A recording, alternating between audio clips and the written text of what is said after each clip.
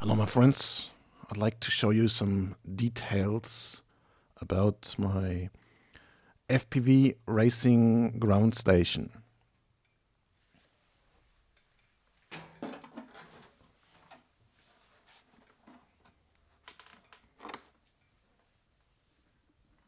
It's widescreen, let's put it this way. See why I need a wide angle camera?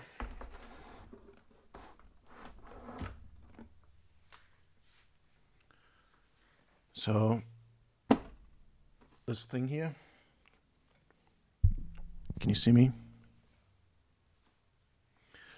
Is a 1, 2, 3, 4, 5, 6 rack unit flight pack or portable rack where I mounted on two 19-inch shelves and zip-tied / taped 4 Clearview racing receivers into, with 2 each of the Iftron Tech Vintennas. I haven't really compared their performance yet to other antennas, but they perform very nicely so far, and they fit perfectly into the case, so I can actually leave even the lid on the flight pack when using them. So I will put links to all the parts I mention into the video description. So these are Clearview racing receivers, currently running version 4.7, but this morning I got an email saying there's an even newer version out there with more improvements. So our next race is only in 2 weeks, so I'll get busy somewhere this week and update them again. And also I heard there's some new features coming out, which they call ClearNet, which allows you to control all the features of these receivers over a computer interface, and yeah, that'll be pretty exciting.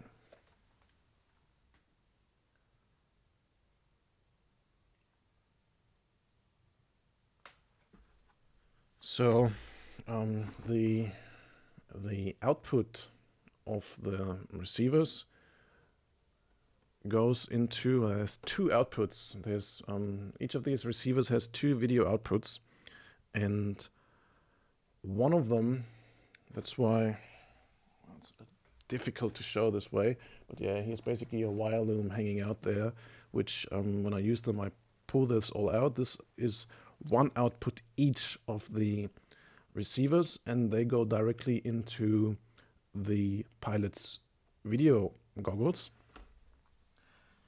And then the other output goes into, turn this thing around,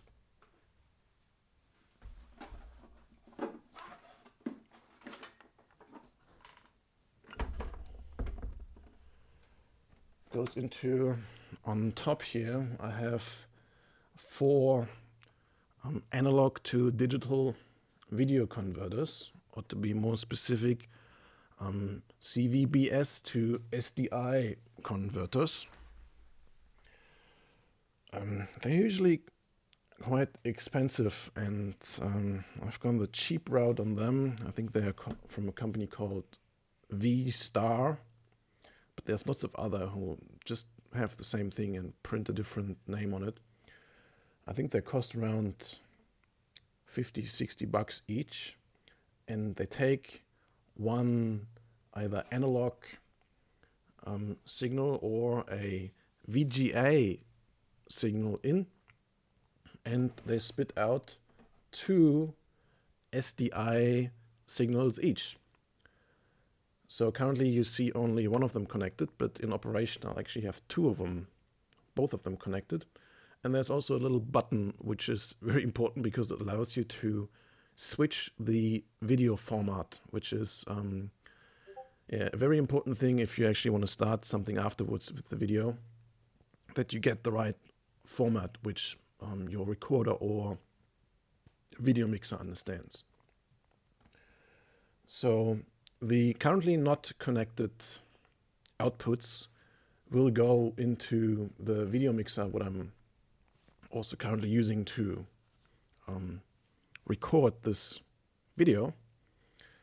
And the other output goes into this red box here, which is a Decimator MD quad, basically a split screen generator. So it takes the video out of these 4 AD converters and combines them into one image, into one stream. And the result, so this thing has one output and each of these has one remaining output. That makes 5. All 5 then go into my video mixer. So I connect 5 SDI cables. And the advantage of SDI cables over analog and especially HDMI is that you can run it quite some length without signal loss. So I usually currently just use 5 meters, which is already a stretch for HDMI, not so much for analog, but I plan to use much longer wiring, as up to 100 meters it's apparently possible. I'd probably be fine with like 20 to 50 meters to put this box here into the middle of the action so we get the best reception possible.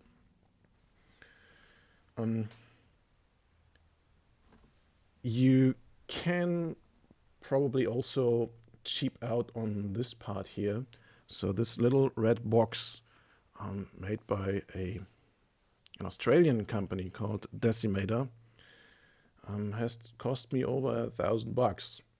It's doing a very good job. I also have some other devices doing a similar job, but not nearly as good, which you can get for $50 on eBay if you look for 4-channel security DVR. But the issue I have with that is that it puts out HDMI with a not so well documented format, and yeah, HDMI itself is just a pain in the you-know-what.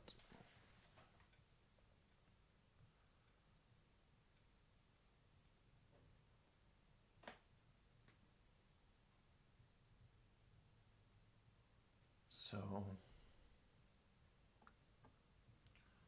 Master RC student asks, what are these receivers again? So the receivers are Clearview racing receivers. I'll put the link in the description for the YouTube video. You can check them out on Iftron Tech. That's IFTRONTECH.com. Also quite important for any sort of video or audio gear is a good power supply. So I was looking far and wide to find a AV grade power supply with a lot of individually fused outputs, because the last thing you want if anything goes wrong in any of these devices, that your power supply shorts out and all the rest of the system goes down with it. And I need at least 1, 2, 3, 4, 5 and another 4, so 9 times 12 volt. So this rack power supply here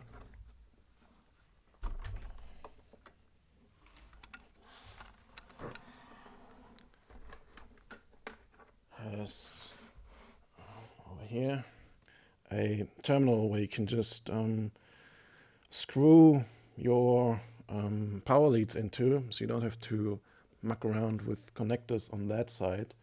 So most of these devices come just with a pigtail and with their according plug on one side. It's really annoying that there's no standard on these barrel plugs. They all come in various different sizes with very minor differences. So you usually want to use the barrel plug that came with whatever device you have, and yeah, with that screw terminal here, I can just screw the stuff in there and don't have to worry about powering my devices, and can just chuck the power supplies that potentially come with them into the big box over there.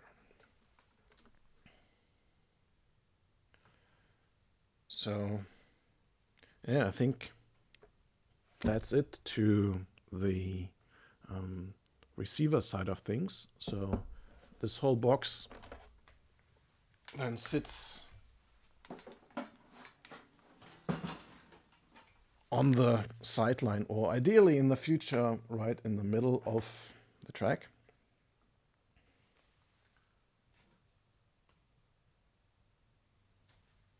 And I can't show you the video mixer what I'm currently using because, well, I'm using it, but I'll show an example of how that site could look like.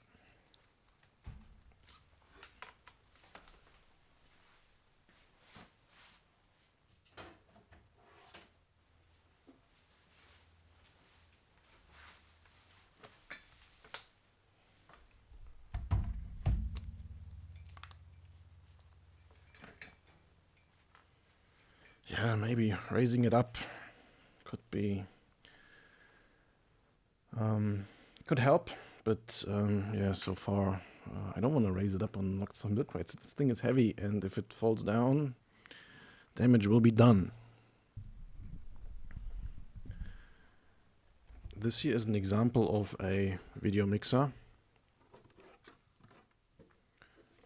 It's a Atom 1ME Production Studio 4K, basically the luxury version of what I'm currently using, which is an Atom Television Studio. It has a lot more inputs and outputs. There's even has direct audio connections, analog audio connections, and not some stupid AES input like my Atom TVS. Yeah, so this was brought to me by my friend Jason, aka the Walking Gadget Shop. So he comes here every week, at least usually, and he carries a lot of Aldi bags with super expensive stuff in them. So yeah, thanks a lot, Jason, for bringing me this thing. I put it into my rack and I tested it for a while, and I noticed one annoying but minor issue and one major issue with this thing, which I just want to mention to for everyone who's new to the video broadcasting game, which I am. I just started working with all that stuff a couple of months ago.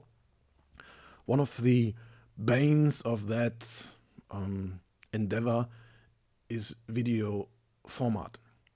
So whatever format you have on these mixers, there might be a lot more expensive mixers which don't have that inherent issue, but all the cheap mixers, so cheap as in less than $10,000, they you gotta get used to different relations of cheap when you're buying AV broadcast equipment. So this thing is only, I think, like $3,000 or $4,000, and that's why it doesn't have video scalers. That means when you set it up, you select one project format which defines the video format for everything that goes in and out of the box. So in order to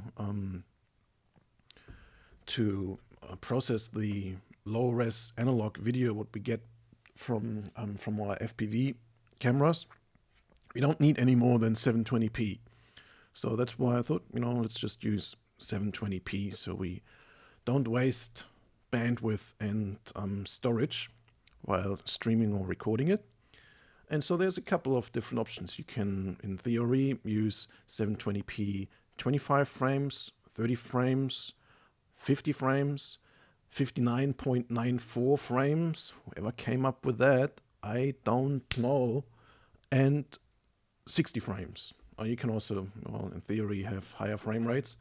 But yeah, it doesn't make much sense. The signals we get are a maximum of 30 frames a second anyway. So yeah, 60 frames sounds good to me. So that's what I'm currently using, and that's what I used on all my video projects that I did with that mixer. 720p, 60 frames, I thought. I'm actually setting, there's actually no 720p 60 frames setting in that Atom television studio, and also not in this one here, but it's 720p 59.94 frames. Now, all the equipment I have, including this camera, including this camera, including the Sdi Converters I showed you, they don't output 59.94, they output 60 frames. Now, the even cheaper, I think it was just over $1,000 Atom TVS, cheap. It's a revolution, as I heard in broadcast equipment realms. $1,000 for a video mixer, and in that small form factor, a revolution. And the main feature, one of the main features for me while I'm able to use this is when you set it to 59.94 frame rate at 720p, it actually can work with a 60 frame signal, as opposed to this guy who cannot. If you set it to 59.94 frames a second, it will not accept a 60 frames per second video signal. Ow! And the other minor issue is that it has 7 super noisy fans in it, as opposed to my Atom TVS, which does not have a single fan in it and runs perfectly quiet. So yeah, that's my story of the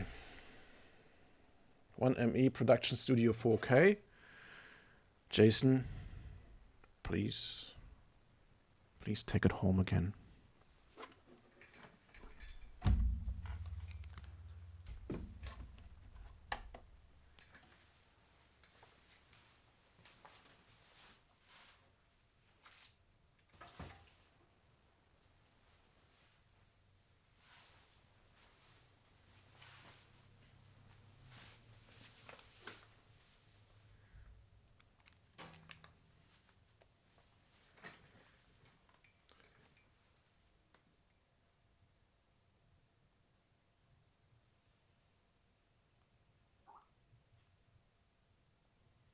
All right.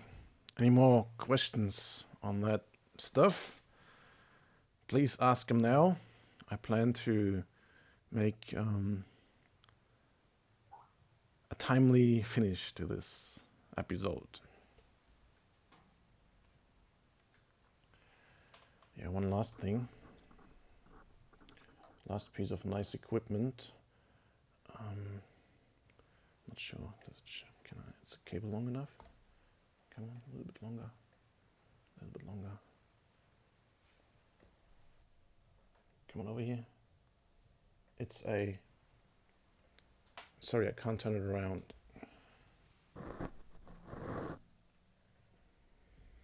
Because the cable... Well, actually, I can pull it out. I'm not using it right now. But then it won't light up as nicely.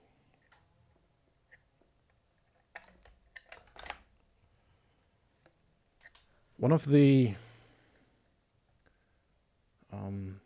reasons why that broadcast equipment from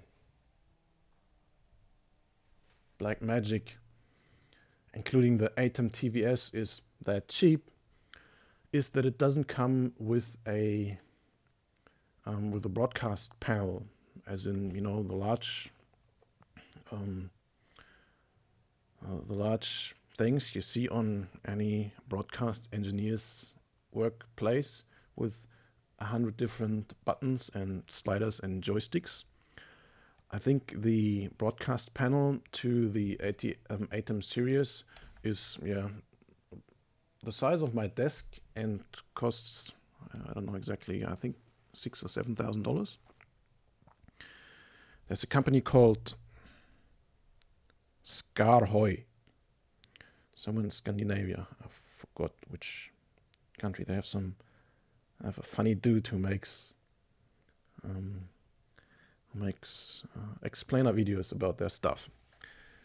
This is a E21 TVS, and it's like a mini broadcast panel. So you have 6 buttons to switch the video instantaneously, and you have another 6 preview buttons where you can put your next input source onto the preview screen and then either move the slider across or press the auto or cut button to cut it across. Very nice. That makes my life on the track a lot easier, because previously I was doing that with my computer and moving the mouse there and pushing it just requires a lot more attention to it, and well, it's a matter of split seconds to react to switch to the right video if you have a fast-paced FPV race. So this thing makes it a lot more usable. Connects via Ethernet, and you can, that was annoying. It actually takes 7.5 volts. Whoever came up with that, I do not approve. But yeah, so that's why I have another row of plugs, power sockets in that flight pack to connect oddball power supplies, so I can feed out 7.5 volts for this little guy here. So that's it.